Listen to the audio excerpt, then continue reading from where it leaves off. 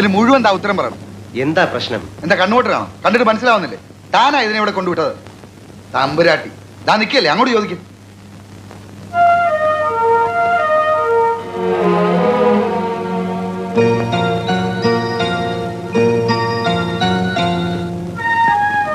എന്താ എന്താ ഉണ്ടായത്?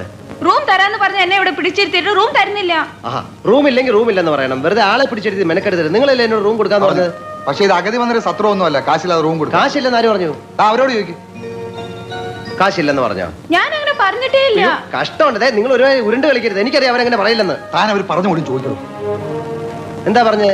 അങ്കമാലിയിലത്തെ പ്രധാനമന്ത്രി എന്റെ അമ്മാവനാണ്, അങ്ങനോട് പറഞ്ഞ കാശ് അയച്ചു തരുമെന്ന് പറഞ്ഞു. അമ്മാവനെ വിളിച്ചു പറഞ്ഞ കാശ് അയച്ചു തരുന്ന അവര് പറഞ്ഞില്ലേ? നിങ്ങൾക്കൊന്ന് ഫോൺ ചെയ്ത്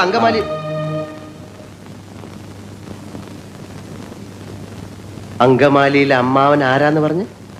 പ്രധാനമന്ത്രി.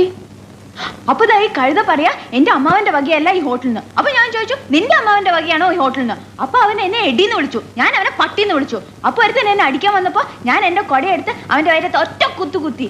എന്റെ കൊടയെ പിടിച്ച് വലിച്ചപ്പോ ദാ അവിടെ ഇരിക്കുന്ന ഫോട്ടോ എടുത്ത് ഞാൻ തറയിൽ എറിഞ്ഞു പൊട്ടിച്ചു.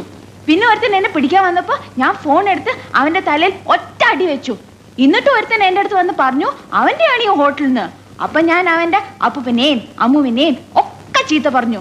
അവൻ പോലീസിനെ വിളിക്കുന്നു പറഞ്ഞപ്പോ ദാ അവിടെ ഇരിക്കുന്ന പൂച്ചട്ടി എടുത്ത് അവന്റെ തലയിൽ ഒറ്റ അടി വെച്ചു കൊടുത്തു. അവനെ ആസ്പത്രി കൊണ്ടുപോയി.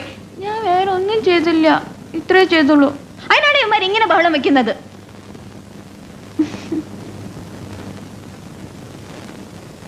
വട്ടാണല്ലേ? എന്നോട് ഒരുപാട് പേര് ഇങ്ങനെ ചോദിക്കണു, അതെന്താ?